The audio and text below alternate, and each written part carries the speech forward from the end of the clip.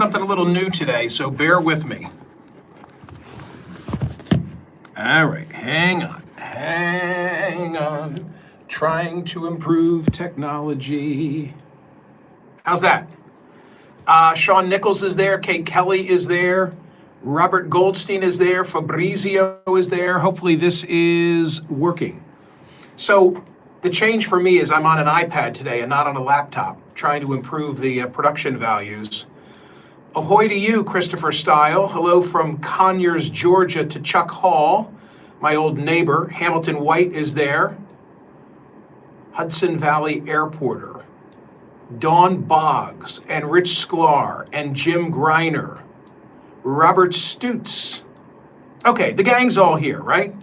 Yeah. Hey, give me a quick thumbs up and just let me know, is the picture okay? Can you see okay? It made me rotate my screen, which is a little unusual.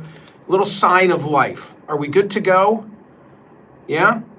Turn your iPad horizontally. When I turn my iPad horizontally, it tells me to turn it back. Should I try that? Uh-oh, this has all the makings of a shit show. It is a lot smaller on my laptop, but otherwise fine, says Robert Stutz. I'm getting a lot of thumbs up. Let me try and rotate it and see what happens, okay? I hope I don't lose you all. Okay. All right, hang on. Let's see. What happens? No, it won't let me do it. All right, I'll have to talk to PJ and the boys at Creative and figure that out. Damn it, we thought we'd plan for every eventuality. Okay, first of all, important item of business. Let me thank my friends at Bet Park Sportsbook app. My listeners in Ohio. A lot going on. Ohio State, a 27.5-point favorite hosting Minnesota.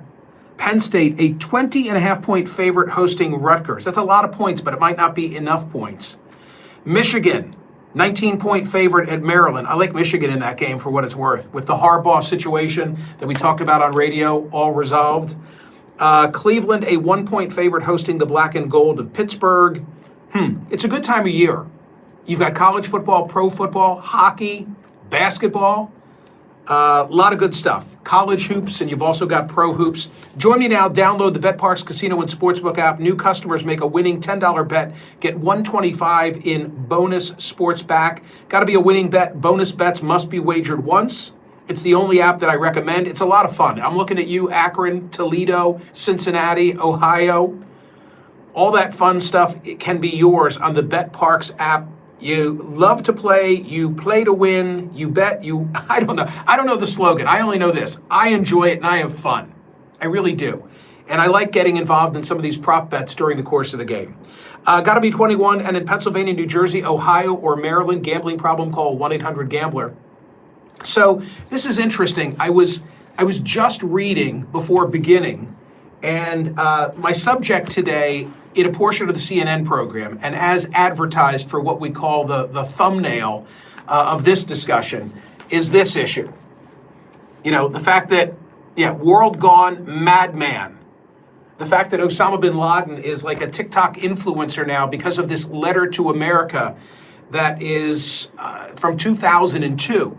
Go figure, all of a sudden now it's trending because some influencers have discovered it and have posted it and given it new heft. I have the perfect guest to discuss this with today in terms of Peter Bergen, because Peter Bergen is one of the only journalists who ever interviewed Osama bin Laden.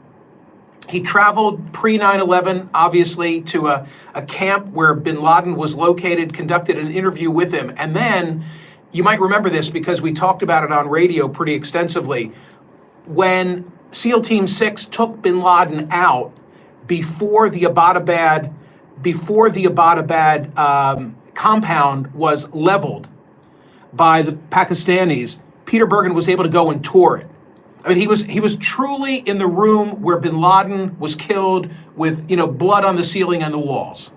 So he has unique insights. And I thought, who would be the perfect person to discuss this bin Laden as a TikTok influencer issue with than Peter Bergen? Well, he just published a piece at CNN.com. And among the things, I love the headline. Osama bin Laden was a mass murderer, not a TikTok influencer. And among the things that he writes, he says, let's be clear, Osama bin Laden was not a deep thinker, but the leader of a group responsible for the deaths of thousands of Americans and other Westerners, along with tens of thousands of people in Muslim-majority countries. So the fact that people on TikTok are extolling bin Laden's 2002 letter to America, Al-Qaeda's rationale for the 9/11 attacks in videos that have been watched at least 14 million times is simply baffling. Like, what's going on here? Now, it's interesting. I was familiar with the letter to America already. And the reason I was interested in it is because, Peter Bergen has questions as to whether it really was all written by bin Laden, or whether parts were written by him and other parts were written on his behalf. But it does highlight this issue. Post 9/11, we were told that they hated us for our freedoms. You know, that they were coming for us for our lattes and our jeans and our lap dances. And that's not what the letter lays out. And bin Laden's words and speeches leading up to September 11 were not about that. I mean, maybe that was part of the thinking, but it's always been about our foreign policy. And that's what makes the current debate interesting. Now, I have to tell you, I find bin Laden's words abhorrent, but I don't think, and I said this yesterday on radio, but I don't think that this letter should be taken down. And the Guardian newspaper in the UK has had it up on their site for like 2 decades. And suddenly, out of nowhere, because some TikTok influencers, it caught their eye, it's become this rage. They took it down. And indeed, at TikTok now, if you go looking for the letter to America, you won't find, they're trying to squelch, I guess I should say, those who are reacting to it. A caller yesterday said that I was hypocritical, and maybe I am, in the way I look at this. I think that the letter has to stay up. I think the letter has to stay up for a number of reasons, not the least of which is it's historically significant. People need to read and understand, not agree with. You just need to contextualize it. But when you take it down, you're adding more mystery to it. And you can't take anything down online. You know, sorry to say to those who have taken a pic of some kind and it's gotten into circulation, but the odds are somebody's going to be able to find it. And if you try and take it down, all you're doing now is creating a vacuum where fakes or edited versions can fill its place. That happened to me. I was reading a version that I thought was the real deal, and then all of a sudden there was reference to President Biden. I'm like, wait a minute. This was written in 2002. How is there reference to President Biden unless somebody is a soothsayer? So I want it left up. I don't want anti-Semitic speech attached to it left up. But I can differentiate one from the other. And that's why somebody said to me yesterday, well, you've got to have it all one way or the other. I don't think so. And I'm not alone, by the way. Yesterday at Smerconish.com, we had 18,643 votes cast. 60.32% said publish it. And 39.68% said censor it. So it was a 60-40. It was a 60-40 vote yesterday when I asked the question as the poll question of the day. What do you do with bin Laden's letter to America? I'll talk about that with Peter Bergen today. Richard Clark is going to be my guest on CNN, and we're going to talk about the Al-Shifa hospital in Gaza, which at this stage is really kind of a Rorschach test. You know, people who are supportive of the IDF and the Israelis say this was a command center for Hamas. Look, they found some guns. There were uniforms. There was a hostage found nearby. Israel had every right to go into Al-Shifa in the manner that it did. And the Palestinian position is to say this is evidence of a disproportionate reaction. This is a hospital. It was not a command center. Israel says, well, there's a tunnel. We haven't been able to go down yet. I'm asking a question today at Smerconish.com on that. Given the evidence available so far, was the IDF justified in entering Al-Shifa hospital? And I really played, like, it's such a simple question. You'd never know the amount of deliberation that went into it before I posted it. Should I use the word raid? Should I use the word targeted operation? Because like every word has meaning, every word has significance. There will be controversy simply about the way that I word it. I wanted to be as vanilla as possible. Given the evidence available so far, was the IDF justified in entering the Al-Shifa hospital? So you'll go vote on that. Fabrizio, use incursion. I think entering is fine. Like everybody gets what I'm asking. I didn't want to give quarter to someone who's going to hang on every word and say, well, why did you say raid? Or why did you say targeted? That's what the IDF said. See, you're biased. Entering. Given what is now in the public domain, was the IDF justified in entering the hospital? And I should tell you, a report just came out from CNN. We'll have to work this into the show now.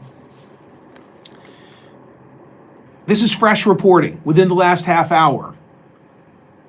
An Israel Defense Forces, IDF, video on November 15 showing a tour of Hamas weaponry found at Al-Shifa Hospital, so this is November 15, 3 days ago, shows less weaponry at the scene than in later footage filmed by international news crews indicating the weaponry may have been moved or placed there prior to news crews arriving. Uh-oh.